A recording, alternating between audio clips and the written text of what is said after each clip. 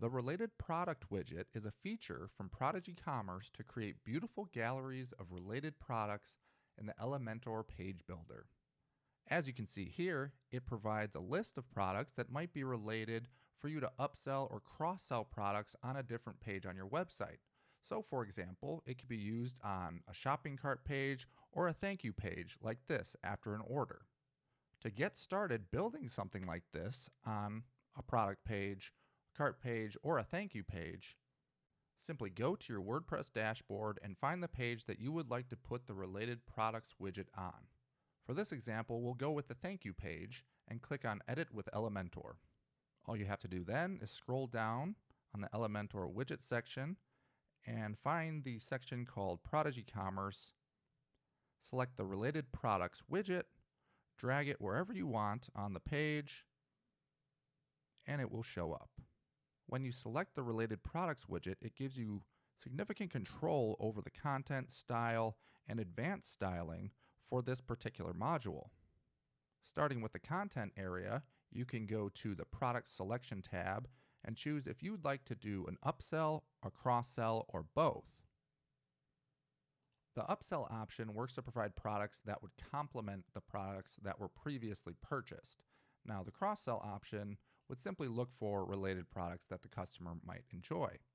You could also go to the content section, and this provides options to change the order of the related products or to even adjust the limit of products that will appear on this page. So we could make it so that the maximum amount of products is 2 or 3 or 4, and then you could display it as a slider or a grid.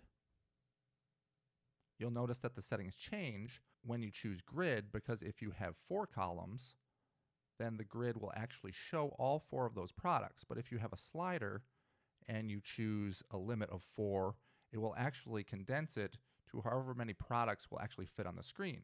And then someone can slide through those products if they like. There are also settings to adjust things like category, so you can show the category of all those products or you can hide it.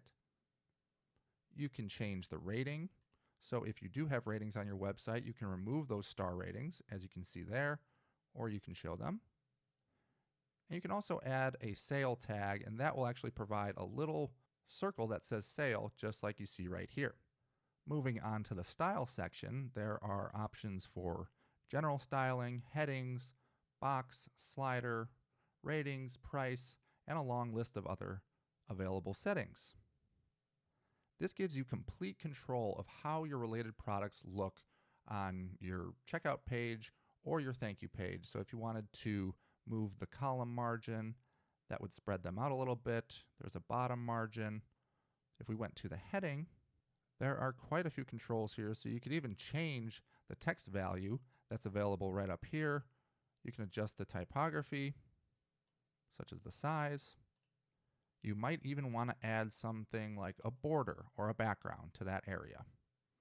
Some other examples include the price. So if we went into the typography of the price, that would make it a little bit bigger there. You can also add something like uppercase or change the style to italics. We also recommend adjusting the sale badge if you include it on your related products section. So for instance, you might want something that is a little bit more green to match your branding. You could change the width to smaller or larger, or the border radius to make it more like a square. Essentially, anything that you see on this screen is adjustable. So if you wanted to make the stars bigger or the category different with the typography or the category color, you could change the title, the price, sale badge, all that good stuff. And then next up, we have the advanced section, which gives you far more control over everything on this page, like for the margin, padding, width, or even for going down and doing something creative like with motion effects or transform effects.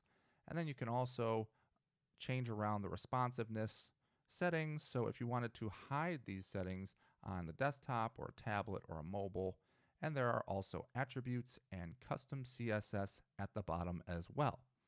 Then when it's all said and done, you would hit the update button in Elementor, go to the front end of your page, and you would be able to see that if someone placed an order, they would receive a thank you page.